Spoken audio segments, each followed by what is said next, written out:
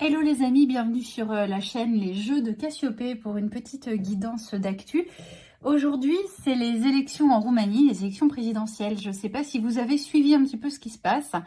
C'est vrai qu'en France, on ne se sent pas forcément très concerné par ce qui se passe là-bas, mais on ne se rend pas compte que c'est extrêmement symptomatique de l'emprise de l'URSS qui est en train de se déployer un peu partout en Europe. Et donc, c'est des élections que je trouve intéressantes de suivre parce que ça nous montre un petit peu à quel point l'Union européenne est devenue une dictature et n'autorise les mouvements politiques à exister que si jamais ils sont OK avec les idées de l'Europe, avec la mondialisation, avec la libéralisation à outrance. Et donc, petit récapitulatif pour comprendre un petit peu les enjeux. Ce qui s'est passé là en Roumanie, c'est qu'il y a eu des élections présidentielles. Le premier tour a eu lieu en décembre dernier. Et il y a un candidat outsider que personne n'attendait qui a fini deuxième et qui est quelqu'un qui est contre la construction ou le déploiement de la base de l'OTAN en Roumanie, qui est un petit peu, on va dire, on ne peut pas dire qu'il soit totalement anti-UE, en tout cas il n'était pas totalement anti-UE à l'époque, mais disons qu'il était plutôt souverainiste, voilà. Et ça plaît pas. Et donc, comme par hasard, on a accusé ce mec d'avoir été de mèche avec la Russie. Et on a soupçonné la Russie d'avoir financé plus de 300 000 € de campagne sur TikTok pour le faire gagner. Sauf que, en fait, quand il y a eu une enquête officielle, il n'y a eu aucune preuve du fait que c'était effectivement la Russie qui avait manifesté ses ingérences. Et a priori, il y a même des preuves que c'était le parti en place, le parti sortant. Donc en fait, si on transpose à la France, c'est comme si là, demain, il y avait des élections et que un petit candidat souverainiste comme Philippot ou Asselineau, qui était donné à 2 ou 3 dans les sondages, finalement arrivait deuxième. Et qu'en fait, on accuse la Russie d'être responsable, mais que l'enquête démontre qu'en fait, c'était la Macronie qui avait financé la campagne sur TikTok pour piquer des voix au RN. C'est un petit peu comme si c'était ça qui s'était passé. Donc, les élections ont été annulées. Bon, je vous passe tous les rebondissements, si ce n'est qu'il y a un juge qui a fini par statuer là récemment que en fait, l'annulation était illégale. Mais donc, comme ça ne va pas dans le sens de l'Union européenne et du pouvoir en place actuellement en Roumanie, le juge a été démis de ses fonctions puisqu'il a mal jugé. Donc après, on va encore dire que la justice n'est pas politique et qu'elle est libre en Union européenne. Ça me fait marrer. Voilà. Mais donc là, aujourd'hui, il y a à nouveau les élections, donc le premier tour des élections présidentielles qui a à nouveau lieu. Et donc, alors Georgescu, qui est le fameux candidat dont on parle, qui était le fameux outsider souverainiste, n'a pas eu le droit de se présenter. Normal, il pense pas bien, il pense pas comme il faut, il pense pas comme l'Union européenne veut qu'on pense, donc il a été interdit de se présenter. Et donc il y a un autre candidat, un petit peu moins souverainiste que lui, mais qui a pris le relais, qui s'appelle Simeone. Et donc là, l'idée va être de savoir, est-ce que Simeone va réussir à se qualifier pour le second tour qui aura lieu dans 2 semaines. Donc c'est parti, on va faire un premier tirage, un petit tirage en ligne pour savoir si le candidat Simeone sera effectivement... va pouvoir se qualifier pour le second tour.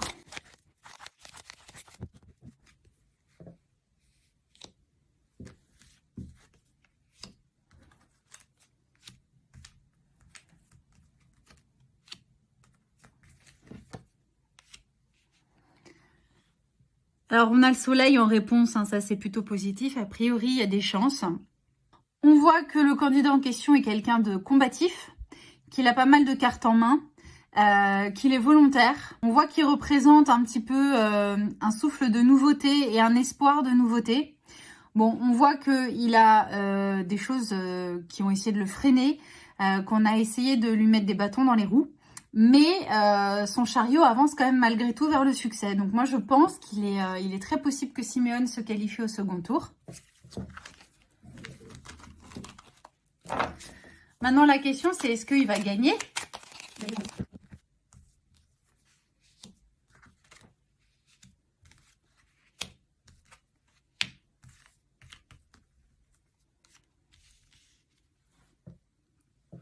Alors, c'est compliqué.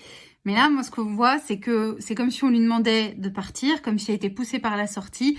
On voit qu'il a des chances de succès, mais qu'il y a des textes de loi ou des gens qui vont essayer de trifouiller la loi pour, au niveau politique et au niveau mondialiste, au niveau de l'Europe, les mondialistes, lui faire des magouilles en fait pour le pousser à la sortie. Est-ce qu'ils vont à nouveau réannuler dans ces cas-là? Il va y avoir de nouvelles annulations, de nouvelles ou de refus de ratifier les résultats.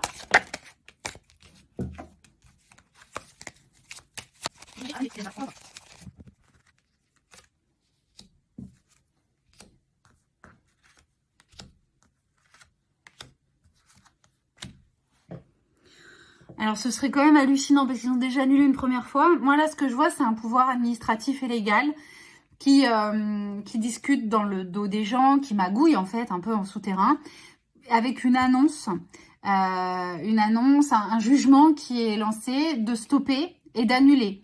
Donc, alors, ce serait assez dingue parce qu'il y a déjà eu, ils nous ont déjà fait le coup, en fait, là, il n'y a pas longtemps, en décembre. Ça voudrait dire que Simeone, alors c'est vrai qu'en plus Simeone, il a dit que le fameux Georgescu serait éventuellement, il lui proposerait d'être son Premier ministre.